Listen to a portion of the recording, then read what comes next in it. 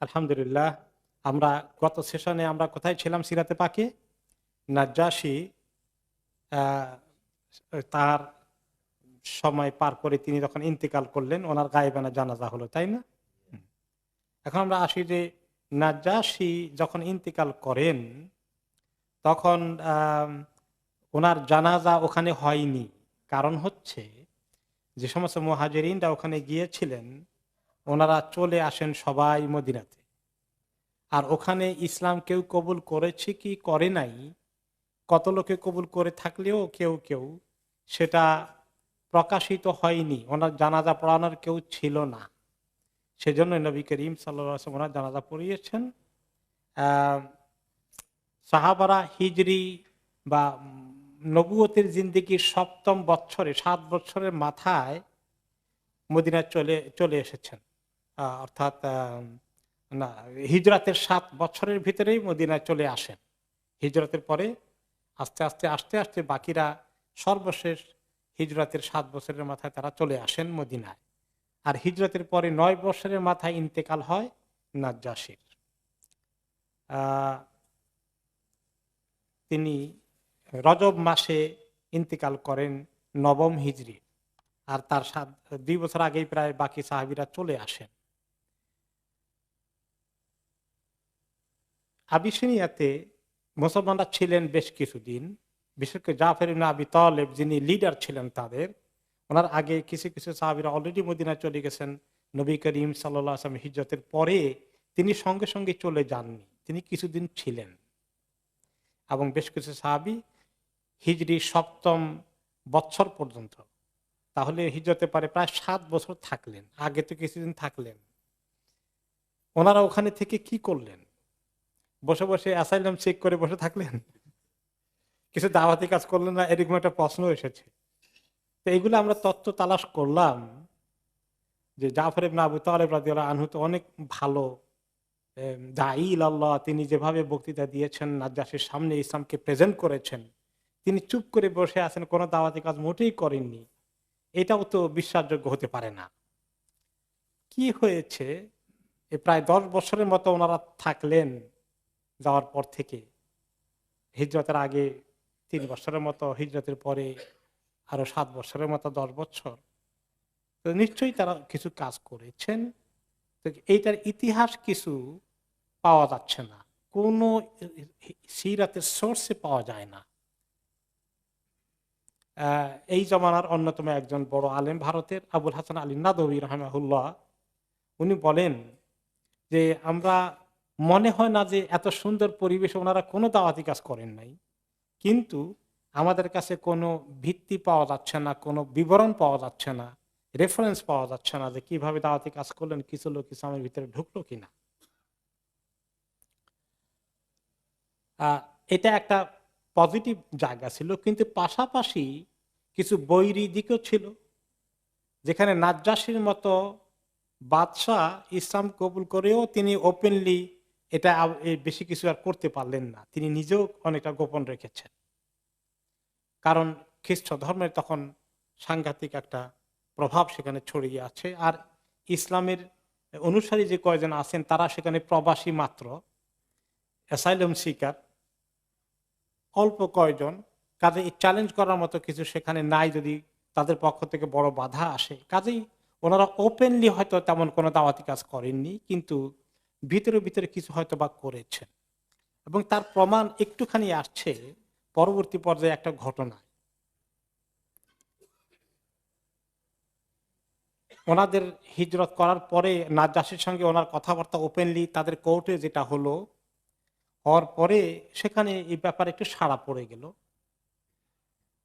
হিজরতের 2-3 বছর আগে মক্কা থাকা অবস্থায় তো আবিসিনিয়া থেকে প্রায় জনাভিষেক মানুষ আসলেন। তারা সবাই খ্রিস্টান ছিলেন। নবী করিম সাল্লাল্লাহু আলাইহি ওয়াসাল্লামের সঙ্গে দেখা করতে আসলেন মক্কাতে। যে ব্যাপারটা কি, সরেজমিনে দেখে আসি তিনি আসলেই হক নবী কিনা। তারা বেশ কিছুদিন থাকলেন এবং রাসূলুল্লাহ সাল্লাল্লাহু আলাইহি ওয়াসাল্লামের সঙ্গে কথাবার্তা বললেন, অনেক কথা বলেছেন, অনেক প্রশ্ন করেছেন।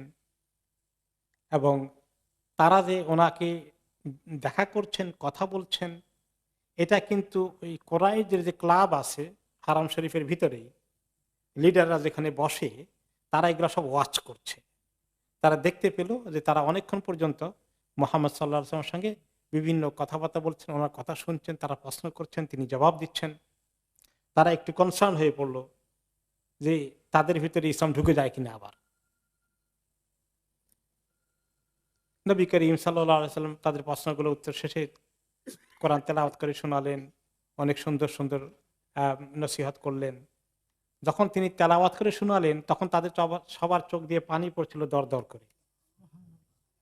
তারা বুঝতে পারলো যে এটা তো আল্লাহর কাছ থেকে আসা সহি কথা, খাঁটি দিন নিয়ে তিনি এসেছেন, কোনো সন্দেহ নাই। তারা নাজ্জাশীর মতোই পজিটিভ মাইন্ডের লোকজন ছিল। এরপরে যখন তারা এরকম পজিটিভ একটা মেসেজ নিয়ে উঠে গেলেন, তারা সবাই সেখানে সুমাস্তাজাবুলিল্লাহি ওয়া আমানু বিহি, তারা এই কথা শুনে চোখের পানি আসলো, তারা সাড়া দিলেন পজিটিভলি, এবং তারা ইমানও এনে ফেললেন। এবং দেখতে পেলেন যে ওনার যে ভিতরে যে চিহ্নগুলো আছে, ওনাকে দেখলে যে সমস্ত লক্ষণগুলো আসে, এগুলো কিন্তু তাদের কিতাবের মধ্যে পাওয়া গিয়েছে। তারা একদম কনফার্ম হয়ে গেলেন, নিশ্চিত হয়ে গেলে, আর দেরি করলেন না, তারা ইমান এনে ফেললেন। ইমান আনা যখন শেষ হয়ে গেলে ফালাম্মা কামু আনহু ইতারাদাহু আবু জাহল ইবনে হিশাম লাআনাহুল্লাহ, আবু জাহল অপেক্ষায় ছিল, উঠলেই যখন দেখলো পজিটিভলি তারা যাচ্ছে, একটু পরে সামনে গিয়ে তার সঙ্গী কয়েকজনকে নিয়ে তাদের পথ রোধ করে আটকালো। এসে তাদেরকে অ্যাড্রেস করলো, সে বললো খাইয়া বাকুমুল্লাহ বিন রাকব, কোত্থেকে এই মুসাফিরের দল, তোমরা যে এই ভিজিটরের গোষ্ঠী এসেছিলে, তোমাদেরকে আল্লাহ তাআলা বরবাদ করুন। তোমাদেরকে তোমাদের দেশের লোকজন পাঠিয়েছিল যে এই নবীর দুরভিসন্ধি, তার মিথ্যা নবীর নবুয়তের খোঁজ খবর নিয়ে তোমরা যাবা, তারা অপেক্ষায় আছে, তোমরা এই যে একটা সত্য নবী নয়, খাঁটি নবী নয়, এই সমস্ত কথাবার্তাগুলো তোমরা নিয়ে যাবা, কিন্তু তোমরা তোমাদের জাতিকে হতাশ করলে। তোমরা তার কাছে বসে তোমরা উল্টা মেসেজ নিয়ে গেলে, তোমাদের নিজেদের দিন ধর্ম বর্জন করলে, ত্যাগ করলে, ধর্মত্যাগী হয়ে গেলে। আমি তো এইরকম আহাম্মক ভিজিটর আর দেখি নাই মক্কার মধ্যে। আবু জাহাল সে কত জ্ঞানী মানুষ, নাউজুবিল্লাহ, তাদেরকে আহমক মনে করছে, যে বলছে যে আহমাক মিনকুম, তোমাদের মতো আহমক আমি জমিনে দেখিনি। এখন এই বেচারা ভিজিটর, তারা তো তার সঙ্গে ঝগড়া করবেন না। তারা কি জবাব দিলেন? সালামুন আলাইকুম লা নুজাহিলুকুম, যে তোমাদের প্রতি সালাম, আমরা তোমাদের সঙ্গে জাহেলিয়াতের মতো কোনো আচারও ব্যবহারও করবো না, জবাবও দেব না। আল্লাহ, তারা আগের কিতাব তো কিছু পড়ে এসেছে, কোরআনে যেরকম আছে সব কিতাবেই আছে কাছাকাছি মেসেজ, ওয়াইদা খাতাবাহুমুল জাহিলুনা ক্বালু সালামা। জাহেল লোকেরা যখন উল্টা পাল্টা মন্তব্য করতে আসে, তখন সালাম বলে কেটে পড়বে। ওইখানে মারামারি করা দরকার আছে নাকি? এটা তো ভালো তরিকা না, লাভ নাই কিছু। লানা মা নাহনু আলাইহি ওয়া লাকুম মা আনতুম আলাইহি, ঠিক আছে, তোমরা তোমাদের যে দিন নিয়ে আসো, থাকো তোমাদের দিনের উপরে, আর আমাদেরকে আমরা যে দিনকে ভালো মনে করি সেটা নিতে দাও। লাম না'লু আনফুসানা খাইরা, আমরা একটা ভালো দিন পেয়েছি বলে আমরা এই দিন থেকে আমরা নিজেদেরকে মাহরুম করতে পারি না তোমাদের বাধার কারণে। লাকুম দীনুকুম ওয়ালিয়া দিন, তোমরা তোমাদের দিন নিয়ে থাকো, আমরা আমাদের দিন নিয়ে থাকি, ঝামেলা করা দরকার কি? কোন কোন মুফাসসির বলেছেন তাদের উপলক্ষেই সূরা আল কাসাসের 52 থেকে 55 নম্বর আয়াতগুলো নাজিল হয়েছে, যেখানে এই লোকগুলোর প্রসঙ্গ আছে। সেখানে আল্লাহ তাআলা ইরশাদ করেছেন, বা'দা আউযু বিল্লাহি মিনাশ শাইতানির রাজীম, আল্লাযীনা আতাইনাহুমুল কিতাবা মিন ক্বাবলিহি হুম বিহি ইউমিনুন ওয়া ইযা ইউতলা আলাইহিম ক্বালু আমান্না বিহি ইন্নাহুল হাক্কু মির রাব্বিনা ইন্না কুন্না মিন ক্বাবলিহি মুসলিমিন উলাইকা ইউতাউনা আজরাহুম মাররাতাইন বিমা সাবারু ওয়া ইয়াদরাউন ويدرؤون بالحسنة السيئة ومما رزقناهم ينفقون وإذا سمعوا اللغو أعرضوا عنه وقالوا لنا أعمالنا ولكم أعمالكم سلام عليكم لا نبتغي الجاهلين। এই আয়াতগুলোতে আল্লাহ তাআলা তাদের প্রসঙ্গ করে বলছেন, আমি যাদেরকে কিতাব দিয়েছিলাম এর আগে, এরা তাদের মধ্যে এই লোকগুলো ঈমান আনে, তারা ওই কিতাবের উপর ঈমান এনেছিল, অর্থাৎ আগের কিতাবের অনুসারী এই লোকগুলো, তাদের কিতাবের উপরে ঈমান তাদের ছিল, মজবুত ঈমান, সহিহ মানের ঈমান ছিল। ওই সময়ে ঈসা ঈদের মধ্যে কিছু লোক ছিল যারা ঈসা আলাইহিস সালামের এরকম সহিহ দ্বীনের কিছু অংশ ধরে রাখতে সক্ষম হয়েছে। তার এক্সাম্পল আমরা পেয়েছি ওয়ারাকা ইবনে নওফলের মধ্যে, এক্সাম্পল পেয়েছি নাজ্জাশীর মধ্যে, এইরকম বেশ কিছু আহলে কিতাবের মধ্যে পাওয়া গিয়েছিল। তারা এই লোকগুলোর মতোই, তাদেরই অন্তর্ভুক্ত এরা। এদের সামনে যখন আয়াত তেলাওয়াত করা হয় কোরআন থেকে, ওয়াইদা ইউতলা আলাইহিম, যখন তাদের সামনে কোরআন তেলাওয়াত করে শোনানো হয়, ক্বালু আমান্না বিহি, তারা বলে আমরা এর উপর ঈমান এনে ফেললাম। আর তারা দেরি করে না, ইন্নাহুল হাক্কু মির রাব্বিনা, এই কোরআন আমাদের রবের কাছ থেকে হক, কোনো সন্দেহ নেই। ইন্না কুন্না মিন ক্বাবলিহি মুসলিমিন, আমরা এর আগেও তো মুসলিম ছিলাম। তাহলে মুসলিম শুধু মুহাম্মদ সাল্লাল্লাহু আলাইহি ওয়াসাল্লামের উম্মত নাকি? ঈসা আলাইহিস সালামের উম্মত কি অরিজিনালি? মুসা আলাইহিস সালামের উম্মত তো মুসলিম। সমস্ত নবীদের অনুসারীরাই মুসলিম, যারাই আল্লাহকে মানে তারাই মুসলিম। তারা আগেও তাদের ঈমান এই ইসলাম শিরকের মধ্যে তারা ছিল না। ঈসা আলাইহিস সালামকে আল্লাহর রাসূল মনে করেছে, আর সেই ঈমানটাকে তারা নবায়ন করলো আবার এই নবীর মাধ্যমে। উলাইকা ইউতাউনা আজরাহুম মাররাতাইন বিমা সাবারু, এই লোকগুলোকে তাদের পুরস্কার দেওয়া হবে দুই বার করে, ডবল ডবল পুরস্কার দেওয়া হবে। কারণ ওই নবীর উপর ঈমান এনেছে, আবার এই নবীর উপরও ঈমান এনেছে। দুই নবীর উম্মত হওয়ার সৌভাগ্যের অধিকারী হওয়ার কারণে আল্লাহ তাআলা তাদেরকে দ্বিগুণ নেকি দান করবেন, পুরস্কার দিবেন। আর এই যে বিমা সাবারু অ্যাড করা হয়েছে, পুরস্কারটা বাড়ে সবর করার কারণে। কারণ তারা যদি এখন এই ঈমান কবুল করে, মক্কাতেও তারা বিরোধিতার সম্মুখীন হলো, নিজ দেশে গেলেও খ্রিস্টানদের পক্ষ থেকেও তাদের বিরোধিতার সম্ভাবনা রয়েছে। আল্লাহ তাআলা তাদেরকে সুসংবাদ দিলেন বিমা সাবারু, এই দিনকে ধরে রাখার জন্য তারা যদি সবর করে টিকে থাকে, এই কারণে আল্লাহ তাআলা তাদেরকে দ্বিগুণ নেকি দান করবেন। ওয়ায়াদরাউনা বিল হাসানাতিস সাইয়্যিআহ, আর তাদের সঙ্গে কেউ দুর্ব্যবহার করলে সেটাকে তারা মোকাবিলা করে কেমন করে? ভালো ব্যবহার করে। অর্থাৎ তাদের মতোই দুর্ব্যবহারের পাল্টা জবাবে দুর্ব্যবহার করে না। এই কথাটা কোরআনে পাকে অনেক জায়গায় আল্লাহ তাআলা বলেছেন। যারা দায়ী ইলাল্লাহ, আল্লাহর দিকে যারা মানুষকে ডাকবে, বিরোধীদের সামনে, বিরোধীদের সঙ্গে তাদের যে দ্বন্দ্বের সৃষ্টি হয়ে যায়, তারা যেভাবে তাদের প্রতি দুর্ব্যবহার করে, যে সমস্ত অপপ্রচার করে, তাদেরকে তারা দুশ্মনীর দৃষ্টিতে দেখে, দায়ী ইলাল্লাহ ওদের মতেই তাদের সঙ্গে দুশ্মনী করা, এইটা কি দায়ী ইলাল্লাহর ভালো কাজ? বরঞ্চ দায়ী ইলাল্লাহ ওই দেখা তাবাহুমুল জাহিলুনা ক্বালু সালামা, ইদফা বিল্লাতি হিয়া আহসান, যারা খারাপ ব্যবহার করে সেটার মোকাবেলা উত্তম ব্যবহার করে আপনি একটা ভালো নমুনা নজির পেশ করেন। হকপন্থীরা তাদের কার্যক্রম, বিরোধীদের মোকাবিলায় তাদের তরিকা পদ্ধতি তাদের মতো হলে চলবে না, একটা অনুকরণীয় দৃষ্টান্ত তারা রাখবে। তাদের ভদ্রতার সীমা তারা কখনো লঙ্ঘন করবে না। তারা বক্তৃতা করলে জ্বালাময় বক্তৃতার অর্থ তাদেরকে লক্ষ্য করে গালিগালাজের মতো একেবারে আক্রমণাত্মক ভাষা ব্যবহার করা, এগুলোও তারা করবে না। তাদের একটা স্ট্যান্ডার্ড আছে, এটাকে তারা মেনটেন করতে হবে। সিরাতে পাক থেকে দাওয়াতি কাজের তরিকা শিখতে হবে কিনা, কোন তরিকায় দাওয়াতি কাজ করব, কোরআন থেকে এবং সিরাতে পাক থেকে শিখতে হবে। এই যে এখানে কোরআনে আল্লাহ তাআলা শিখিয়ে দিলেন কিভাবে তারা মোকাবিলা করবে। আর হাদিসে ও নবী করিম সাল্লাল্লাহু আলাইহি ওয়াসাল্লাম জীবদ্দশায় তিনি নিজে এটাকে সরেজমিনের সামনে রেখেছেন। যারা ইসলামের কাজ করবে, এবং ইসলামের কাজ করলেই তো বাধা বিপত্তির সম্মুখীন হওয়া লাগবে নাকি সবসময় খালি দাওয়াত খাওয়াবে? বাধা বিপত্তি, দুশ্মনী এগুলো আসবে। তো সেগুলোকে কিভাবে মোকাবিলা করতে হবে? তাদের মতো তরিকা পদ্ধতি অবলম্বন না করে অত্যন্ত অনুকরণীয় আদর্শ, এই আদর্শের নজির পেশ করতে হবে। সেটা আল্লাহ তাআলা গাইড করছেন।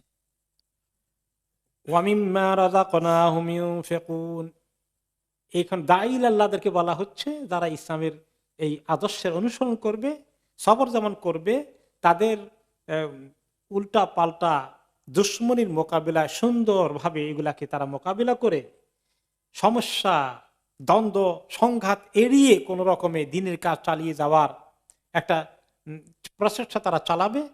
ওয়ামিম্মা রাযাকনাহুম ইউনফিকুন, তার সাথে সাথে আল্লাহ বলছেন তারা নিজে টাকা খরচ করে আল্লাহর রাস্তায় তারা ব্যয় করবে।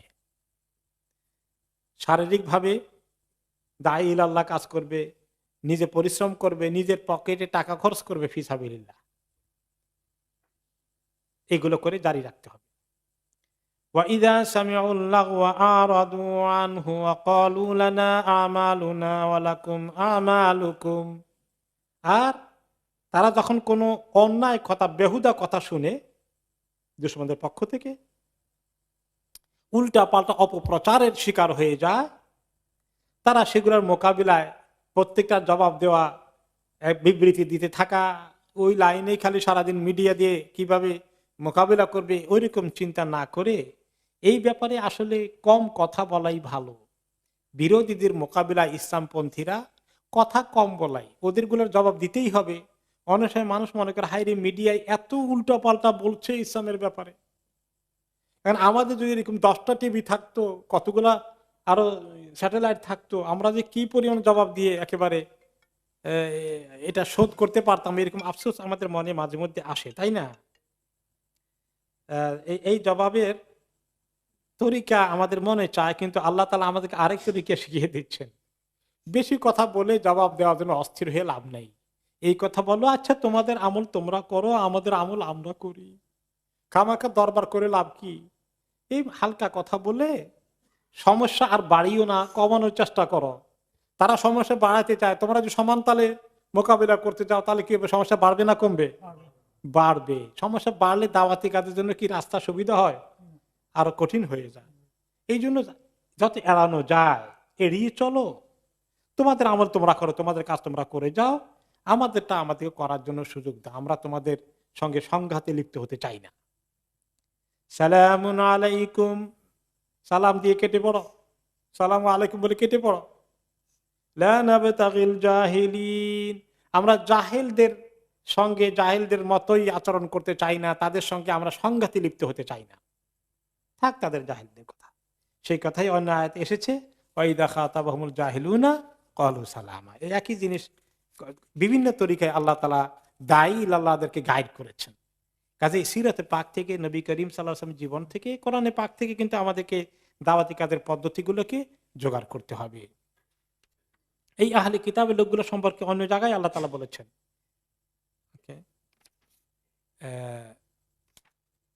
আল্লাযীনা আতাইনাহুমুল কিতাবা ইয়াতলুনাহু হাক্কা তিলাওয়াতিহি উলাইকা ইউমিনুনা বিহি। সূরা আল বাকারাতে 121 নম্বর আয়াতে আল্লাহ তাআলা বলেছেন, যাদেরকে আমি কিতাব দিয়েছিলাম তারা ওই কিতাবকে ঠিকমতো তেলাওয়াত করে, উলাইকা ইউমিনুনা বিহি, তারা এর প্রতি ঈমান আনে। এদের কথাই এসেছে, তাদেরকে আল্লাহ তাআলা দুইবার করে নেকি দিবেন। একটি হাদিসে এসেছে, সালাসাতুন ইউতাউনা আজরাহুম মাররাতাইন, 3 ধরনের লোককে আল্লাহ তাআলা ডবল ডবল নেকি দিবেন, সিঙ্গেল না। কারা কারা? রাজুলুন মিন আহলিল কিতাব আমানা বিনাবিয়িহি ওয়া আদরাকা নাবিয়্যাল্লাযী সাল্লাল্লাহু আলাইহি ওয়াসাল্লাম ফাআমানা বিহি ওয়া তাবাহু ওয়া সাদ্দাকাহ, যে ওই লোক যে পূর্বের কোন নবীর উপর ঈমান এনেছিল, পরবর্তী পর্যায়ে যখন আখিরি নবী মুহাম্মদুর রাসূলুল্লাহ সাল্লাল্লাহু আলাইহি ওয়াসাল্লাম আসলেন, তার খবর পেয়ে তার উপর ঈমান আনলেন এবং তাকে অনুসরণ করলেন, তার সত্যতার স্বীকৃতি দিলেন, এই লোককে আল্লাহ তাআলা ডবল নেকি দিবেন। ও আব্দুল মামলুকুন আদ্দা হাক্কাল্লাহি ওয়া হাক্কা সাইয়্যিদিহি, আর এমন কৃতদাস, যখন পৃথিবীতে কৃতদাস ছিল, সে কারো কৃতদাস হিসাবে তার দাসত্ব করে, গোলামি করে, কিন্তু আল্লাহর গোলামি যেমন ঠিক মতো আদায় করে, মনিবের গোলামিতেও ত্রুটি করে না। তার দুইজনের গোলামি করতে হয়, আল্লাহর গোলামি করতে হয়, আবার তার মনিবের গোলামি করতে হয়। দোনোটারই সে হক আদায় করে, আল্লাহ তাআলা তাকে দ্বিগুণ নেকি দান করবেন। আর ওয়ারাজুলুন কানাত লাহু আমাতুন ফাগাদাহা ফাআহসানা গিদাআহা সুম্মা আদাবাহা ফাআহসানা তা'দীবাহা সুম্মা আতাকাহা ফাতাযাওয়াজাহা।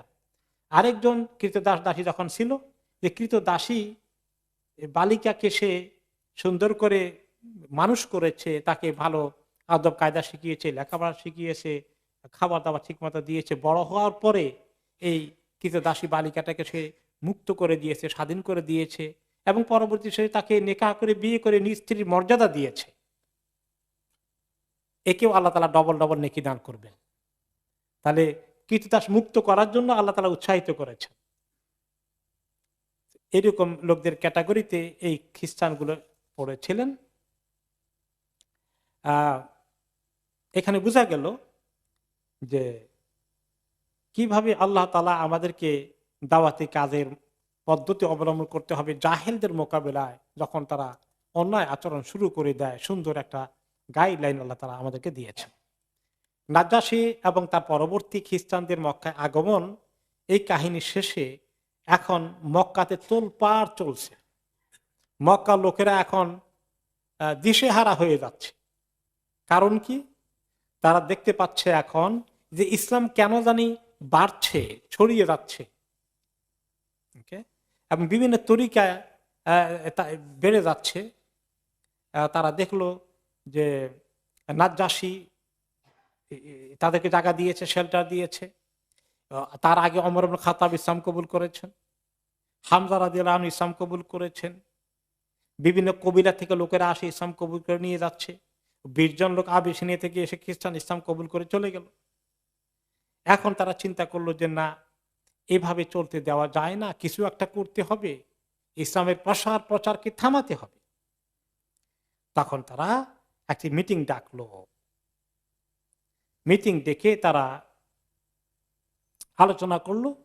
যে আলোচনা সিদ্ধান্ত হলো যে একটি চুক্তিপত্র করতে হবে। সমস্ত কোরাইশ কবিলা আশেপাশে যারা আছে তারা সবাই মিলে একটা চুক্তিবদ্ধ হলো যে বনি হাশিম আর বনি আল মুত্তালিব, এই দুই গোষ্ঠী যেহেতু মুহাম্মদ রাসূলুল্লাহ সাল্লাল্লাহু আলাইহি ওয়াসাল্লাম আপন গোষ্ঠী, তারা কিছুতেই মুহাম্মদ সাল্লাল্লাহু আলাইহি ওয়াসাল্লামকে আমাদের কাছে হ্যান্ড ওভার করলো না। তাকে তারা প্রশ্রয় দিচ্ছে, আশ্রয় দিচ্ছে। কাজেই আমরা তাদের বিরুদ্ধে আমরা বয়কট ঘোষণা করতে হবে, তাদের বিরুদ্ধে আমাদের অবরোধ সৃষ্টি করতে হবে। এবং কিভাবে বয়কট করবে, শর্তগুলো লেখার জন্য তারা একত্রিত হলো। প্রস্তাব আসলো যে তাদের সঙ্গে কেউ আত্মীয়তা করতে পারবে না, ছেলেও বিয়ে দিতে পারবে না, মেয়েও দিয়ে বিয়ে দিতে পারবে না, তাদের সঙ্গে কেউ বেচা কেনা করতে পারবে না, তাদের কোনো পণ্য খরিদ করবে না, তাদের কাছে কিছু বিক্রি করবে না, এবং তাদেরকে সংকীর্ণ করে দিতে হবে। তাদের সঙ্গে সামাজিকভাবে উঠা বসা এবং মিলামেশা, দেখা সাক্ষাৎ, সালাম কালাম, এগুলো কিছুই করা যাবে না যতক্ষণ না তারা মুহাম্মদ সাল্লাল্লাহু আলাইহি সাল্লামকে তাদের কাছে অর্পণ না করে হত্যা করার জন্য। এই আলোচনা পরে তারা শেষ পর্যন্ত সিদ্ধান্ত নিল যে এই শর্তগুলো দিয়ে আমরা সবাই চুক্তি করব, সব কবিলার প্রতিনিধিরা, এবং এই চুক্তি, ঐক্যবদ্ধ চুক্তিকে আমরা লটকিয়ে রাখবো খানায় কাবার ভিতরে। সবাই যেন এটাকে রেসপেক্ট করে, মানে এই কথা, যেটা কথা দিয়েছে ঠিক রাখে। এটা লেখার জন্য তারা যাকে এক্সপার্ট হিসাবে নিয়ে আসলো, তার নাম ছিল মনসুর ইবনে ইকরামা। মনসুর ইবনে ইকরামা সে এই লেখাটা লিখলো, এবং তার ব্যাপারে এই লেখার কারণে নবী করিম সাল্লাল্লাহু আলাইহি সাল্লাম তার বিরুদ্ধে আল্লাহর কাছে দোয়া করেছিলেন, ফরিয়াদ করেছিলেন, বদদোয়া করেছিলেন। আর এই কারণে আল্লাহ তাআলা তার হাতকে অবশ করে দিলেন। এটাকে কি বলে জানি, প্যারালাইসিস করে দিলেন, প্যারালাইজড করে দিলেন। এই হাত দিয়ে আর সে লিখতেও পারে নাই কিছু, এই হাত তার প্যারালাইজড হয়ে গেল। যাই হোক, এই তারা ঐক্যবদ্ধ হয়ে গেল। আবু তালেব যখন এই খবর পেলেন, যে তখন তিনি তার বনি হাশিম বনি আব্দুল মুত্তালিব তাদেরকে ডাকলেন, একটা মিটিং করলেন এবং বললেন যে দেখো, আমরা তাকে মুহাম্মদ সাল্লাল্লাহু আলাইহি ওয়াসাল্লামকে তাদের কাছে অর্পণ না করার কারণে তারা সিদ্ধান্ত নিয়েছে, আমাদের প্রতি তারা এখন প্রেসার দেওয়া শুরু করে দেবে। এখন তোমরা কি সবাই মিলে মুহাম্মদ সাল্লাল্লাহু আলাইহি ওয়াসাল্লামকে প্রতিরক্ষা করবা, ঐক্যবদ্ধ থাকবা? তিনি সবাই একমত হলো যে হ্যাঁ, মুসলিম না হলেও তারা সবাই নিজ গোষ্ঠীর এই লোকটির, নীতিবান মানুষটাকে তারা প্রতিরক্ষার জন্য তারা সবাই ঐক্যবদ্ধ হলো, যে না, যে কোনো মূল্যে আমরা তাকে তাদের হাতে তুলে দেব না, এবং তার উপরে কোন আঘাত আসে আমরা সবাই মোকাবিলা করব। তার জন্য যদি তাদের বয়কটের শিকার হয়ে আমাদের কষ্ট করতে হয়, সে কষ্ট আমরা সবাই মেনে নেব। এবং এই মেনে নেওয়ার কারণে শেষ পর্যন্ত তারা শিয়াবে বনি হাশিমের সবাই আসলো, যে আলাদা আলাদা থাকলে, আমরা সবাই মিলে এক জায়গায় না থাকলে মুহাম্মদ সাল্লাল্লাহু আলাইহি সাল্লামকে আমরা প্রোটেকশন দিতে পারবো না। কাজে সবাই মিলে এক জায়গায় সমবেত হও, ওইখানে সবাই মিলে থাকবো, মুহাম্মদ সাল্লাল্লাহু আলাইহি সাল্লামকে সেখানে আমাদের মাঝখানে রাখবো। তখন তারা যদি আসে তাহলে আমরা একসঙ্গে মোকাবিলা করবো। আর সে যদি এক জায়গায় পড়ে থাকে, আশেপাশে দুই একজন থাকে, তাহলে তাকে হেল্প করতে পারবো না। আমরা সবাই মিলে থাকলে তাহলে তার জীবনটা আমরা ইনশাআল্লাহ নিরাপত্তা দিতে পারবো। তখন তারা ওই শিয়াবে আবু তালেবে ঢুকলো এবং সেখানে তারা সবাই গেল বনি হাশিম বনি আব্দুল মুত্তালিবের, কিন্তু একমাত্র বনি হাশিম থেকে আবু লাহাব, ওনার আপন চাচা, সে সেখান থেকে বেরিয়ে আসলো এবং অন্যদের ক্যাম্পে, অন্যদের দলে যোগ দিয়ে সে সেটাকে বরঞ্চ নেতৃত্ব করতে আসলো।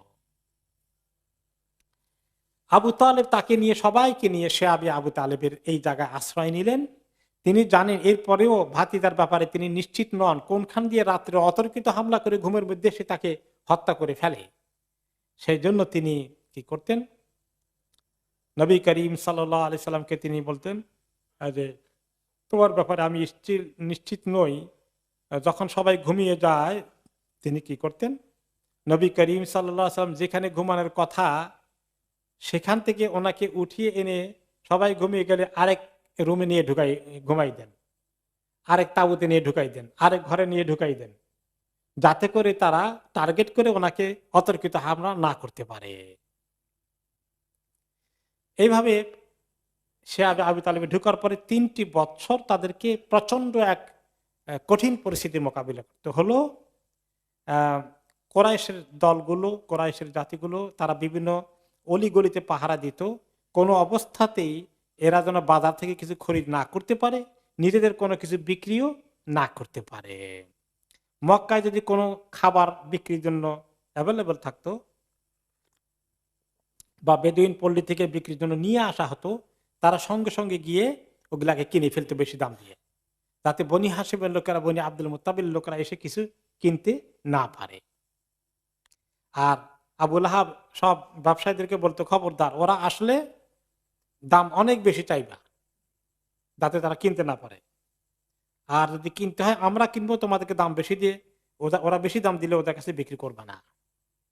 এভাবে করতে করতে তারা যাদের কাছে সামান্য কিছু পয়সা করি ছিল এগুলো নিয়ে কিনতে আসতো, কিন্তু এত দাম তারা কিছুতেই কিনতে পারে না। তারপরে কিনতে গেলে সেটা আবু লাহাবের দল এসে আবার বেশি টাকা দিয়ে কিনে নিয়ে চলে যায়, কিছুই কিনতে দিচ্ছে না, খালি হাতে আবার চলে যাচ্ছে। ঘরের ভিতরে তাদের বাচ্চা কাচ্চাগুলো ক্ষুধায় চিৎকার করছে। এইভাবে দিনের পর দিন যাচ্ছে, মুসলমানদের খুব কষ্ট হচ্ছে, কাপড় চোপড় কিনতে পারছে না। 3 বছর, এটা 1 2 3 দিন, 1 সপ্তাহ নয়, 3টি বছর এভাবে তারা আসে। খাওয়া দাওয়া এত কষ্ট হচ্ছে, গাছের পাতা তারা খাওয়া চাবে চাবে খাওয়া শুরু করলো, রস পাওয়া যায় কিনা। মরা গরুর ছাগলের শুকনো চামড়া কোনো জায়গায় পাওয়া গেলে ওটাকে পানি দিয়ে ভিজিয়ে তারা খায়। এমনকি একটি রেওয়ায়তে আসছে, তাদের মধ্যে একজন ছিলেন সাদ ইবনে আবি ওয়াক্কাস রাদিয়াল্লাহু আনহু, নামকরা সাহাবী। তিনি বলেন, আমি একদিন রাতের বেলায় একটু প্রস্রাব করতে বের হলাম। তো প্রস্রাব করছি, আমি দেখি যে আমার প্রস্রাব যেখানে পড়ছে সেখানে একরকমের একটু আওয়াজ আসছে, মানে শুকনা চামড়ার মধ্যে পানি পড়লে যে একটু আওয়াজ আসে, একটু নয়েজ হয়, মনে হলো যে এরকম কিছু একটা নয়েজ মনে যেন হলো আমার প্রস্রাব পড়ার কারণে। তা আমি হাত দিয়ে দেখি যে একটা বড় সাইজেরই একটা ছাগলের চামড়া টামড়া কিছু হবে শুকনা, ওইটা আমি হাত দিয়ে উঠালাম। এটাকে ধুয়ে টুয়ে পরে আমি দেখলাম যে ভালোই তো চামড়া একটা টুকরা, এটাকে আমি একটু আগুন জ্বালিয়ে এটাকে পুড়লাম, গরম করলাম, করে টোরে এটাকে পরে আমি পাউডারের মতো বানিয়ে ফেললাম। এরপরে পানির মধ্যে ভিজালাম, সেই ভিজা পানি খেয়ে কোনো রকমে ওই ওই চামড়া ভিজার ওগুলো পাউডারের মতো ওগুলো খেয়ে আমার শরীরে কিছু এনার্জি হলো, দিন তিনেক আমি এটার উপরে পার করে দিলাম।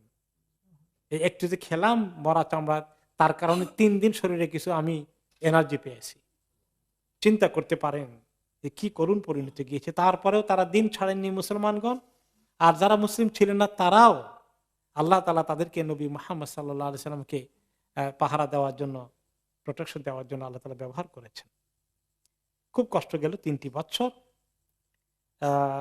এবং তারা কেউ ধৈর্যচ্যুত হননি, কেউ বলেন নাই মুহাম্মদ সাল্লাল্লাহু আলাইহি সাল্লাম তোমার কারণে আমরা আজকে বিপদে পড়ে গিয়েছি, এরকম ব্লেম কেউ করেননি, সবর করেছেন। তাহলে আজকে দিনের জন্য দিনের কাজ করতে গিয়ে, দিনকে ধরে রাখতে গিয়ে আমাদের উপরে অনেক রকমের কষ্ট আসছে। তো এই কষ্টটাকে আমরা সবরের সাথে মেনে নিতে হবে না?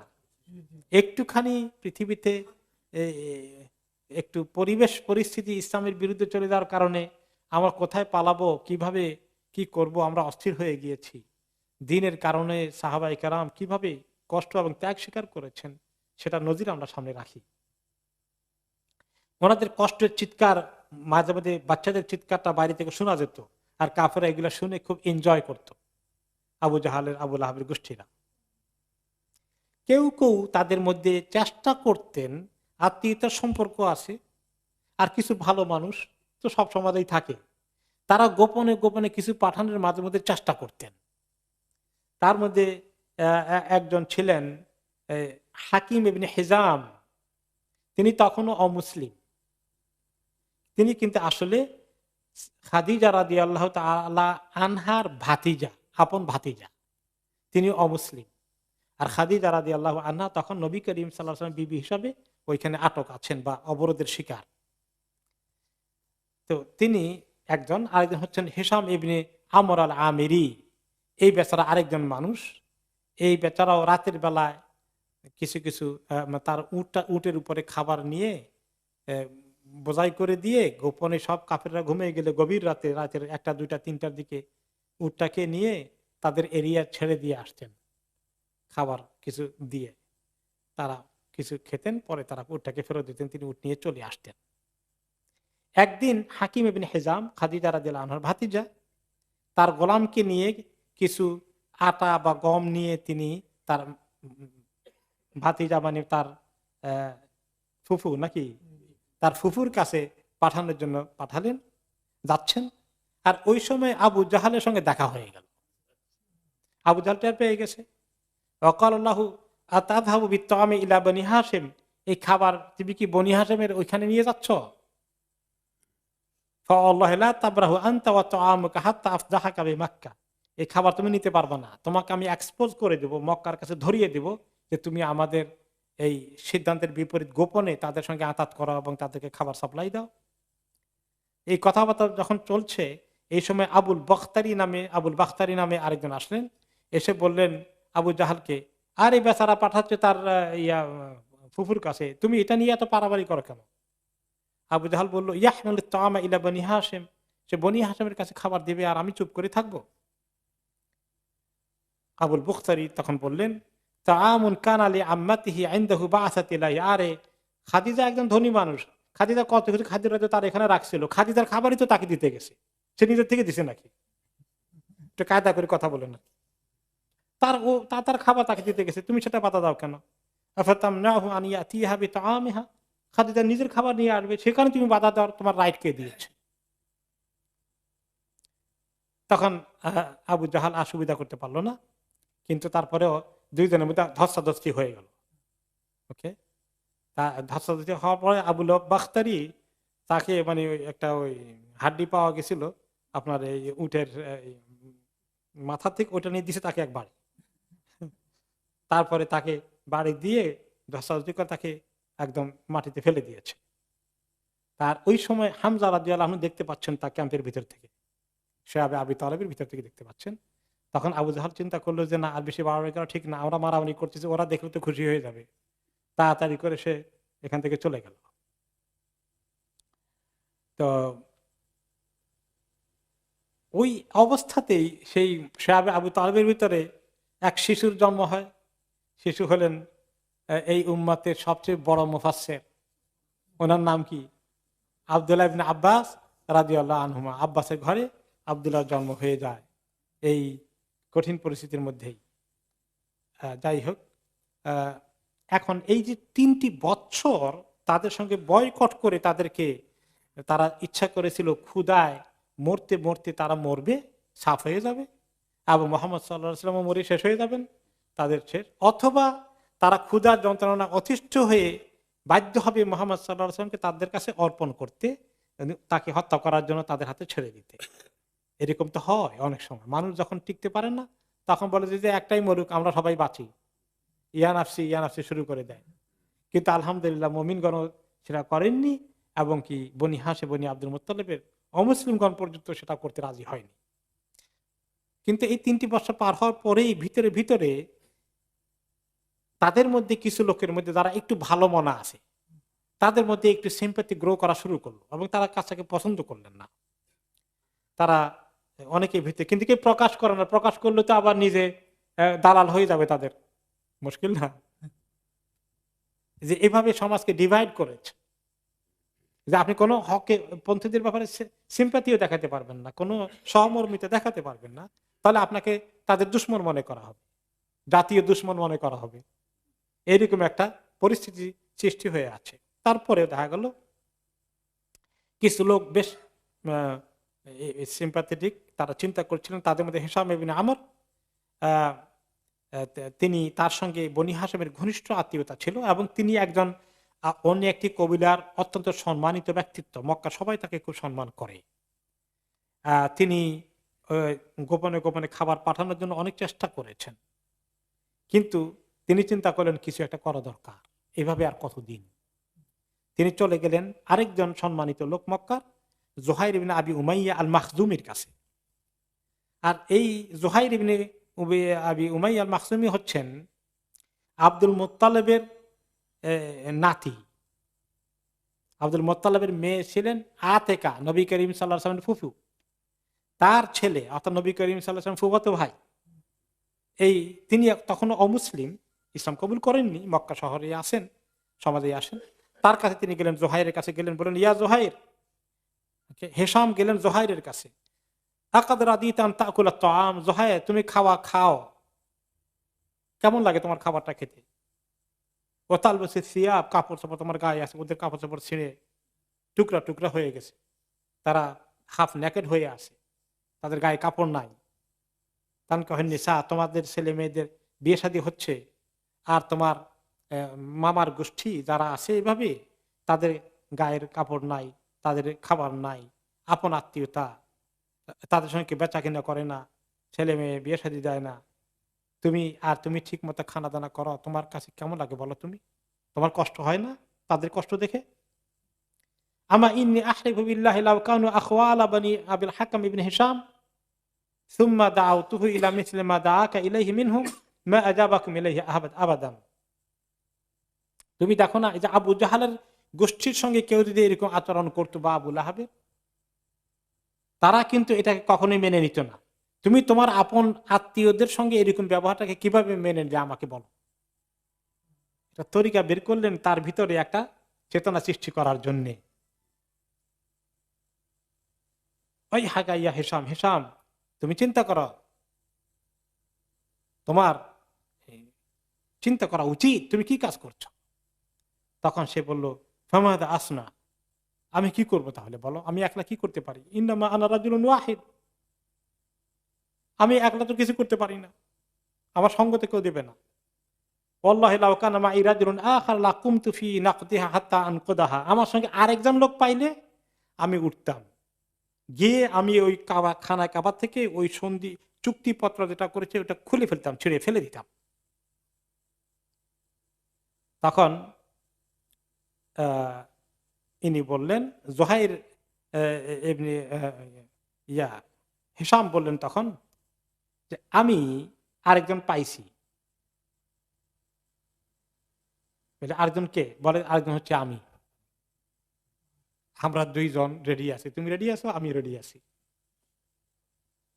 আনা, তখন জোহাইর তাকে বলল, আফগানা রাজুলান সালেসান, বলে দুইজন বেশি সুবিধা হবে না, 3 নম্বর একজনকে বাইর করতে পারবে না, দেখো থার্ড ওয়ান পাওয়া যায় কিনা খোঁজো। তখন তিনি থার্ড ওয়ান খোঁজার জন্য গেলেন। হেশাম কার কাছে গেলেন? মুতাইম ইবনে আদি, আরেক লিডার মক্কার। বলে, ইয়া মুতাইম আকাদ রাদিতা আন ইয়াহলিকা বাতনান মিন বনি আব্দে মানাফ। হে মুতাইম ইবনে আদি, তুমি তো কোরাইশ বংশের একটা শাখার লিডার, প্রভাবশালী ব্যক্তিত্ব। এই কোরাইশ বংশেরই আরো 2টা গোষ্ঠী, বনি হাশিম বনি আব্দুল মুত্তালিব, না খাইয়ে মরছে। তুমি দেখো এই অবিচার চলছে সমাজের মধ্যে, জুলুম তাদের প্রতি করা হচ্ছে, তোমার কোনো বিবেকে দংশন করে না? আমা আল্লাহ ইন আমকানতুমুহুম মিন হাদিহি লাতাজিদান্নাহুম ইলাইহা মিনকুম আসরা। ক্বালা ওয়াইহাক ফামাযা আসনাউ। তখন তিনি বললেন যে, তা আমি কি করব বলো, আমি একলা কি করতে পারবো? মুতাইম বলল, ইন্নামা আনা রাজুলুন ওয়াহিদ, আমি একলা, আমার কথা কে শুনবে? ক্বালা কাদ ওয়াজাদতু সানিয়ান, বলে তুমি একলা কই, আরেকজন পাইছি। আরেকজন কে? আরেকজন তো আমি। ওকে, কয় না তুমি, আমরা 2 জনের হবে না, 3 নম্বর জোগাড় করো। কাদ ফাআলতু, 3 নম্বর পাইছি। মান হুয়া, 3 নম্বরটা কে? জোহাইর ইবনে আবি উমাইয়া। কয় না, ঠিক আছে 3 জন হয়েছে, ভালোই হয়েছে, আরেকজন পাওয়া যায় কিনা দেখো, 4 জন হলে সুবিধা হবে। তখন আস্তে আস্তে সে গেলে, এবার আরেকজনকে খোঁজ করতে, ওই যে আবুল বখতারি, আবুল বখতারি যে একটু পজিটিভ ছিল, তার কাছে গেল, একই কথা বললো মুতাইম ইবনে আদি। তখন সে বলল যে, ঠিক আছে, তুমি তখন বললা কিছু করতে মনে চায়, আমাকে হেল্প করার কে আছে? বলে, আছে আছে। বলে, কে? বললো যে জোহাইর ইবনে আবি উমাইয়া, মুতাইম ইবনে আদি, আর আমিও আসি, তুমি আসা, 4 নম্বর হয়ে গেল, আমরা 4 জন হয়ে গেছি। ওলা আবিগানা খামেসান, 4 জন হয়েছে, ভালোই হয়েছে, 5 নম্বর পাওয়া যায় কিনা দেখো। তখন তারা গেল জামা ইবনুল আসওয়াদের কাছে, তার কাছে গিয়ে একই কথা বলল। সে বলল, আচ্ছা, তো তুমি তো ভালোই বললা, আসলে চিন্তার বিষয়, তো এই বিষয় কি আর কাকে পাওয়া যাবে? কলা আছে, আরো আছে, কয়জন আছে? তখন তিনি নিজে সহ 4 জনের হিসাব দিলেন, তো 5 জন হয়ে গেল। ঠিক আছে, চলো।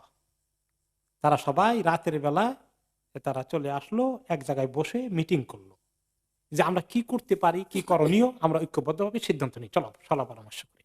গভীর রাতের অন্ধকারে তারা বসে পরামর্শ করলো, করে তারা একমত হয়ে গেল যে ঠিক আছে, আমরা যে কোনো মূল্যে এই যে জুলুম করার জন্য যে পত্র লেখা হয়েছে, চুক্তিপত্র করা হয়েছে, খানা কাবা থেকে ছিঁড়ে টুকরা টুকরা করে ফেলে দেবো, ডিক্লেয়ার করে দেবো কাবা শরীফের ওখানে গিয়ে, এই অন্যায় জুলুমের কোন সিদ্ধান্তের সঙ্গে আমরা একমত নই, আমরা এই কাজ করে ফেলব। আলা জোহাইর আনা আবদা হুকুম আকুন আউয়াল মানে তাকার, জোহাইর বলল নিজে, আমি ফার্স্ট ওয়ান এটা করবো, নিজের হাতে করব, আর আমি প্রথম কথা বলবো, তোমরা কোনো চিন্তা করবা না। সকালবেলা ঠিক ভোরে ভোরে তারা চলে আসলো তাদের ক্লাবের ওখানে, সেখানে সবাই আসে। জোহাইর নিজে তার কাপড় চোপড়, যেটা একটা সম্মানিত ড্রেস আছে, তার নিজে একজন বড় লিডার, ভালো ড্রেস পরে এসে ভালো করে কাবা শরীফের চতুর্পাশে তাওয়াফ করে ফেলেন, 7 বার চক্কর দিলেন। এরপরে এসে করাইদের লিডাররা যেখানে বসে আছে চিৎকার করে বললেন, তাদেরকে লক্ষ্য করে অ্যাড্রেস করছেন, ইয়া আহলা মক্কা, হে মক্কাবাসীরা, আনাকুল তাআম, আমরা খাবার খাবো, ওনাল বেশি সিয়াম, গায়ে কাপড় চোপড় থাকবে, ও বনু হাশিম হালকা, আর বনু হাশিম হালাক হয়ে যাবে, তারা সবাই এরকম ধুকে ধুকে মরবে। লা ইউবাউনা লা ইবতাউ মিনহুম, তাদের সঙ্গে বেচা কিনা নাই, খাবার দাবার বিনিময়ে কিছু নাই, তাদের সঙ্গে সামাজিকভাবে বয়কট করা হয়েছে। আমি আল্লাহর কসম, এই যে দাঁড়িয়েছি আমি বসবো না যতক্ষণ পর্যন্ত না এই অন্যায় চুক্তিপত্রকে টুকরো টুকরো করে না ছেড়ে ফেলেছি। এটা একটা জুলুমের সিদ্ধান্ত নিয়েছি আমরা, এটা ঠিক হয়নি। আবু জহাল দাঁড়িয়ে উঠে বলল, লানাহুল্লাহ, আল্লাহ তাকে লানত করুক। জোহাইরকে বলছে, সে মসজিদের আরেক মাথায় ছিল, দৌড়ে আসলো, তার উপর আল্লাহ লানত পড়ুক। কেদাব আল্লাহ, তুমি মিথ্যাবাদী, জোহাইর তোমার কথা ঠিক হবে না, আল্লাহর কসম এই চুক্তিপত্রকে ছিঁড়তে দেওয়া হবে না। জামা ইবনুল আসওয়াদ বলেন, তাকে আবু জাহালকে লক্ষ্য করে আনতা ওয়াল্লাহি আকযাব, আল্লাহর কসম তুমি সবচেয়ে বড় মিথ্যাবাদী। মা রাদিনা কিতাবাহা হাইসু কুতিবা, এই যে জুলুমের এই নথিপত্র লেখা হয়েছে, চুক্তিপত্র লেখা হয়েছে, আমরা বিগিনিংও আমরা কেউ হ্যাপি ছিলাম না, তুমি এই আকাম করেছ। আবুল বাখতারি বলল, জামা ঠিক মতোই বলেছে, তার কথা ঠিক, আমি তার সঙ্গে একমত। লা নারদা মা কুতিবা ফিহা ওয়ালা নুকিরু বিহি, যা অন্যায় কথাবার্তা লেখা হয়েছে এই চুক্তি কিছুই মানি না, কোনোটাই আমরা এটা মানবো না, সবগুলো আমরা এখন অমান্য করে ফেলব। এরপরে ওনাদের তো সিরিয়াল ঠিক করা আছে, মুতাইব ইবনে আদি উঠে গেলেন, বলে সাদাক তোমরা ঠিকই বলেছ, আমিও তোমাদের সঙ্গে একমত। আর এর বিপরীত কথা যে বলে সেই বড় মিথ্যাবাদী। আমরা নাবরা ইলাল্লাহি মিন্না, আল্লাহর কাছে আমরা এই সমস্ত জুলুমের কাছ থেকে নিজেদেরকে মুক্ত ঘোষণা করছি। হেসামত আবার একই ধরনের কথা বললেন। এই 5 জনের কথা যখন পরপর করে চলে আসলো, আবু জাহাল এখন কি বলে, হ্যাঁ আমরুন কুদিয়া বিলাইলিন, হ্যাঁ রাতের বেলায় গত রাতেই কোনো গোপন ষড়যন্ত্র হয়ে গেছে মনে হচ্ছে, আমি এবার বুঝতে পেরেছি। তুসুরা ফিহি ফি গায়রি হাদাল মাকান, এগুলো আচানক ঘটে নাই, কোন এক জায়গায় ষড়যন্ত্র করে প্ল্যান করে তোমরা এসেছ। ইতিমধ্যেই এই তাদের কথাবার্তা চলছে, এর মধ্যেই শাবে আবি তালেব রাসূলুল্লাহ সাল্লাল্লাহু আলাইহি ওয়াসাল্লাম আছেন। ওইখানে তিনি তার চাচা আবু তালেবকে ডেকে বললেন, চাচা জরুরি এক খবর আছে। কি? আন্নাল্লাহ কাদ আতলাহু আলা আমরি সাহিবা, আল্লাহ তাআলা আমাকে একটি খবর দিয়েছেন।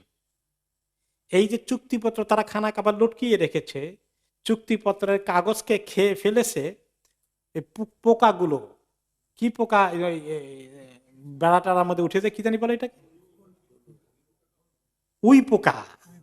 উই পোকা খেয়ে ফেলেছে ওই চুক্তিপত্রে শুধুমাত্র আল্লাহর নাম, যেখানে যেখানে তারা তো আল্লাহর নামও লিখতো, লাত মানাতে নামও লিখতো, আর আল্লাহর নামও আছে কোন কোন জায়গায়। ওই যে আল্লাহ বলছে না, দেখছেন না, আবু জাহালও আল্লাহ বলে, তো এরকম লিখেছে। বলে যে আল্লাহর নামটা শব্দটা যেখানে আছে কোন জায়গায়, সেটা ছাড়া সব উই পোকা খেয়ে ফেলেছে। চাচা আমাকে আল্লাহ খবর দিছে।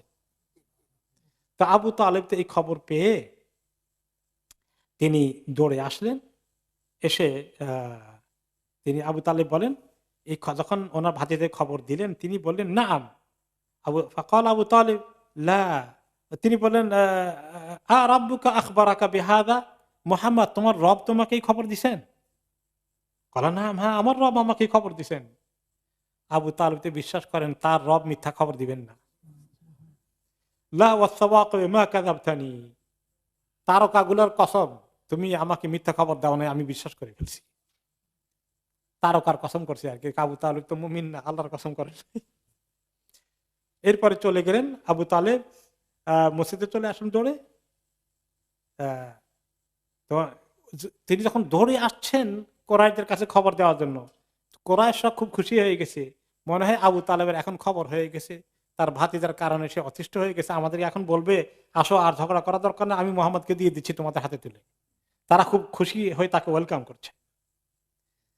তো এখন আসার পরে আবু তালেব বললেন, কাদ হাদাসাত উমুরুন বাইনানা ওয়া বাইনাকুম, তো আমাদের তোমাদের মধ্যে তো অনেক কথাবার্তা হয়ে গেল, অনেক কিছু ঘটে গেল, ইতিমধ্যে এতগুলো বছর পার হয়ে গেল।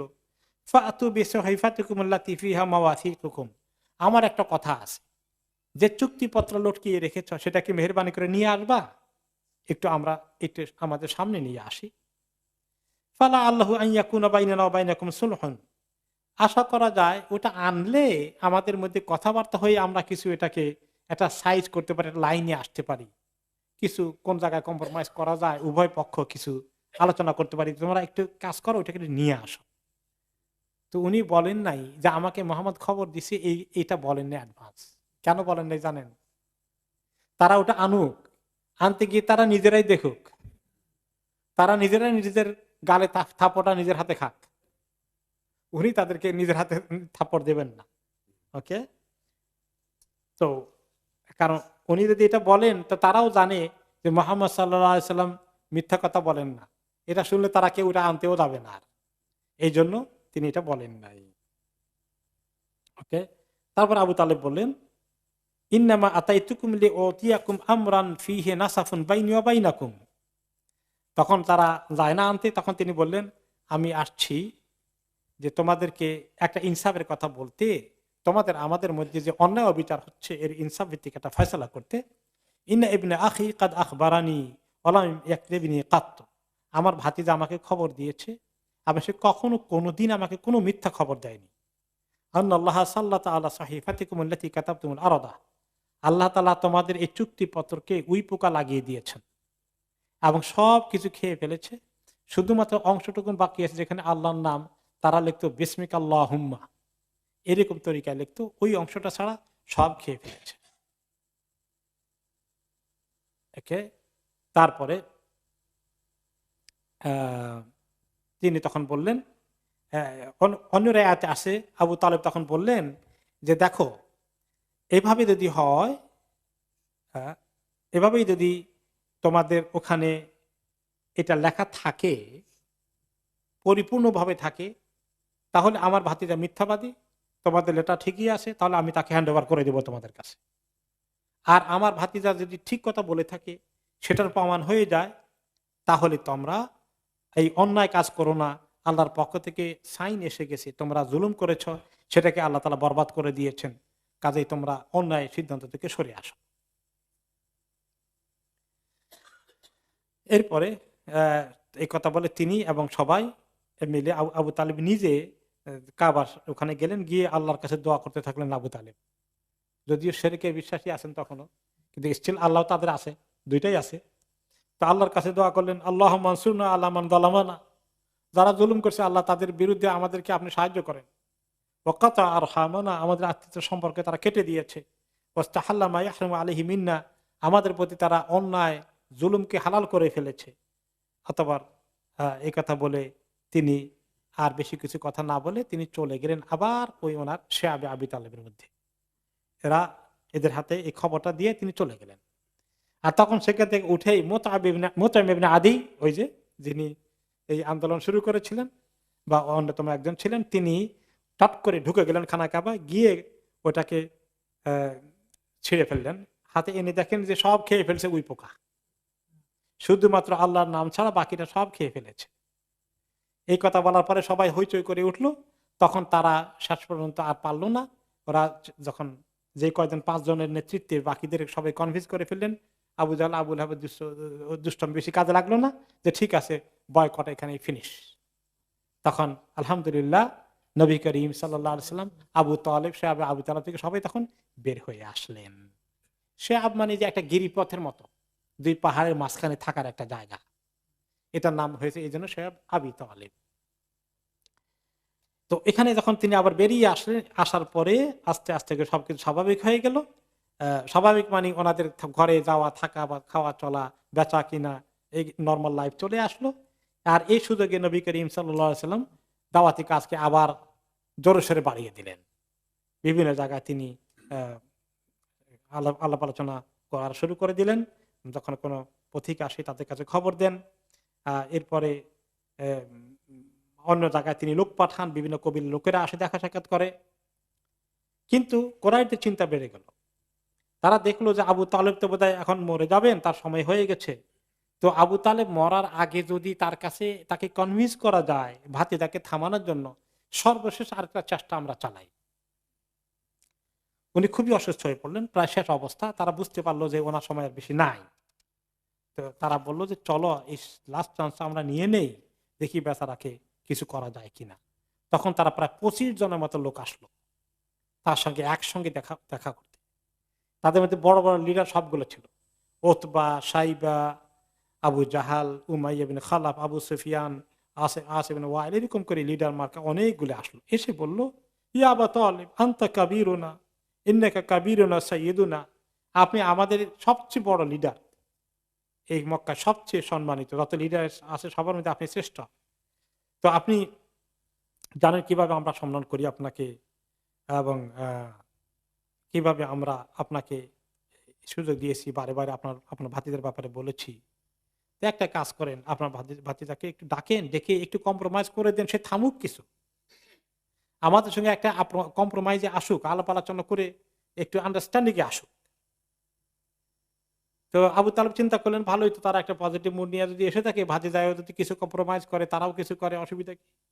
ভাতিজাকে ডাকলেন, উনি শুয়ে আছেন আর ওনার পাশে একটু জায়গা আছে, ওই জায়গায় যদি যেন মোহাম্মদ সাল্লাহ সাল্লাম এসে না বসতে পারেন, ওইখানে গিয়ে আবু তালেব আবু জাহাল কি করলো, ওই জায়গাটা গিয়ে বসলো।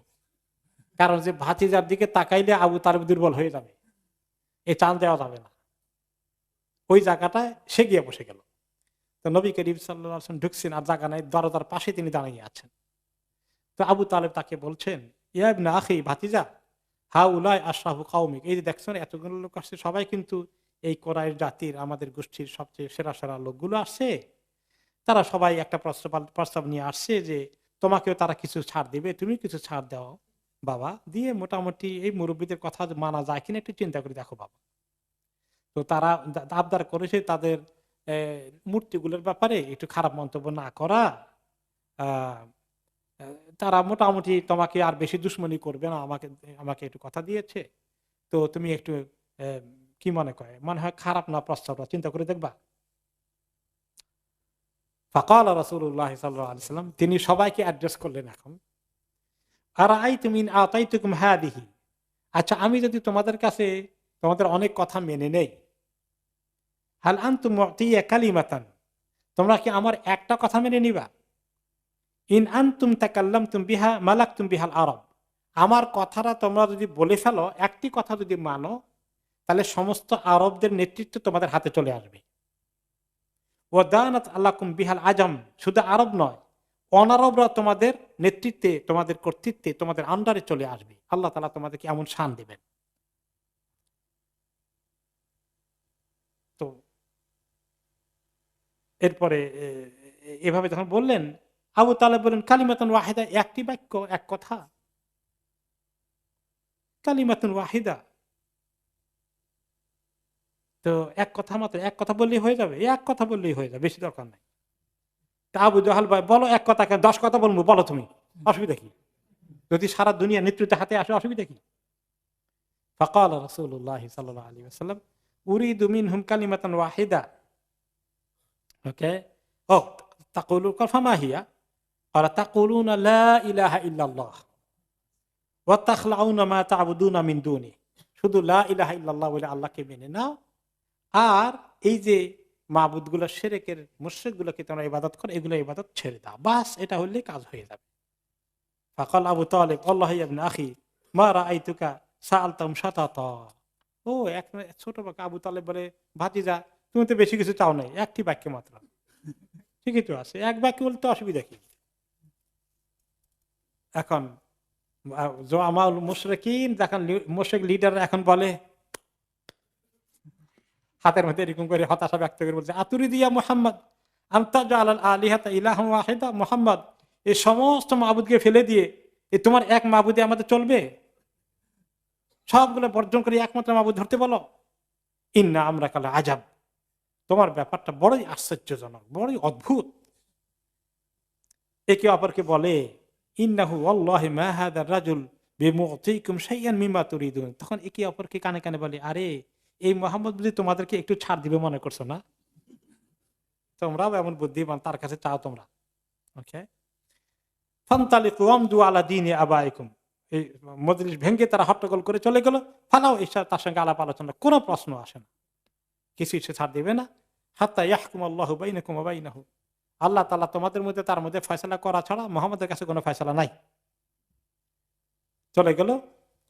তুমবা কামু মিন ইনদিহি ওয়া হুম ইয়াকুলুন, তারা উঠতে উঠতে চ্যালেঞ্জ করে চলে গেল, আল্লাহি লানাসতুমান্নাক মুহাম্মদ, তোমাকে আমরা নিন্দার ঝড় আমরা উঠাই দেব তোমার ব্যাপারে, ওয়া ইলাহাকা আল্লাযী ইয়ামুরুকা বিহাযা, তোমার যে মাবুদ তোমাকে এই সমস্ত কথা বলে, তার বিরুদ্ধেও আমরা উঠে পড়ে লাগবো, মনে রেখো। চ্যালেঞ্জ ভেঙে গেল এই মজলিস। আল্লাহ তাআলা নাজিল করে দিলেন নবী করিম সাল্লাল্লাহু আলাইহি ওয়াসাল্লামের আয়াত, কারণ ওনার তো মনটা ভাঙ্গা, চাচাকে এই বুড়ো বয়সে তিনি হেল্প করতে পারলেন না, চাচা চাইছিলেন কম্প্রোমাইজ করতে, তারা উল্টো আরো থ্রেট করে চলে গেল। তো আল্লাহ তাআলা তখন কোরআনে আয়াত নাজিল করে দিলেন, সূরা সদ থেকে আয়াত নাজিল হয়ে গেল। সূরা সদের শুরুতে বিসমিল্লাহির রহমানির রহিম, সদ ওয়াল কুরআনি যিজ যিকর, কোরআন, যে কোরআনের মধ্যে রয়েছে সমস্ত শিক্ষণীয় বিষয়, সুন্দর উপদেশগুলো, এইগুলা শোনার পরেও বালিল্লাযীনা কাফারু ফি ইজ্জাতিন ওয়া শিকাক, যারা কাফের তারা নিজেদের খুব তাদের নিজেদের বড়াই, নিজেদের পজিশন, নিজেদের পদ, নিজেদের দুনিয়ার নেতৃত্বের খাহেশ তাদেরকে এই শিকাকের দিকে নিয়ে গেল, এই কোরআনকে বয়কট করতে, বর্জন করতে, তার বিরুদ্ধে চলে যেতে তাদেরকে লাগিয়ে দিল। তারা কি জানে? কাম আহলাকনা মিন ক্বাবলিহিম মিন করনিন ফানাদাউ ওয়ালা তাহিনা মানাস, এর আগে আমি কত জাতিকে ধ্বংস করেছি, এবং যখন তাদের উপরে আযাব চলে এসেছে তারা চিৎকার করে বলেছিল আমরা আযাব থেকে মুক্তি চাই, আল্লাহকেও ডেকেছে, কিন্তু আযাব এসে গেলে তখন কি আর কোনো কাজে লাগেছে?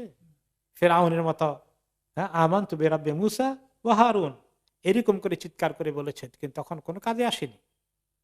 ওয়াজিবু আন জাআহুম মুনযিরুম মিনহুম, তাদের কাছে অদ্ভুত মনে হয়েছে যে তাদের মধ্য থেকে একজন সতর্ককারী দাওয়াত নিয়ে এসেছেন আল্লাহর পক্ষ থেকে নবী হিসেবে। ওয়াকালাল কাফিরুনা হাযা সাহিরুন কাযযাব, কাফেররা বলে বসলো এই হচ্ছে একজন জাদুকর। ওই যে যখন ছিঁড়ে ফেললো, নিয়ে আসলো চুক্তিপত্রটা, যখন পোকায় খেয়ে ফেলেছে, এইটার সময় একটা মন্তব্য তারা করেছিল যেটা আমরা মিস করেছি। মন্তব্যটা কি ছিল তাদের জানেন? মোহাম্মদ নিশ্চয়ই কোনো জাদু করেছে যার ফলে আমাদের এই চুক্তিপত্রের দুরবস্থা হয়েছে। তা আল্লাহ তাআলা তার জবাব দিচ্ছেন, ক্বালাল কাফিরুনা হাযা সাহিরুন কাযযাব, কাফেররা বলল এই ব্যক্তি একটি জাদুকর আর মিথ্যাবাদী। আজআলাল আলিহাতা ইলাহান ওয়াহিদা ইন্না হাযা লাশাইউন উজাব, সমস্ত মাবুদকে বাদ দিয়ে একটি মাত্র মাবুদ ধরলো, এটা বড়ই অদ্ভুত বিষয়। ওয়াতালাকাল মালাউ মিনহুম আনিমশু আসবিরু আলা আলিহাতিকুম, আর তাদের মধ্যে যারা লিডার প্রকৃতির প্রভাবশালী লোকগুলো তারা ওখান থেকে বেরিয়ে গেল আর বলল চলো চলো সবর করতে থাকো, আমাদের মাবুদেরকে তরিকায় ভরে টিকে থাকতে হলে সবর করতে হবে। তার মানে মুহাম্মাদের চ্যালেঞ্জের মোকাবিলায় আমাদের এখন সাংঘাতিকভাবে সবর করতে হবে। কেউ খবরদার এটা থেকে তোমরা পিছপা হয়ে যেও না, শক্ত করে মজবুত অবস্থানে থাকো। ইন্না হাযা লাশাইউন ইউরাদ, তারা বলল এইটাই এখন আমাদের কাছে চাওয়া হচ্ছে মাবুদের পক্ষ থেকে, আমাদের আদর্শ ধরে রাখতে হবে। মা সামি'না বিহাযা ফিল মিল্লাতিল আখিরা ইন হাযা ইল্লা ইখতিলাক, এইরকম উল্টাপাল্টা কথাবার্তা আমরা আমাদের সাম্প্রতিক কালে কোনো জায়গায় শুনতে পাইনি।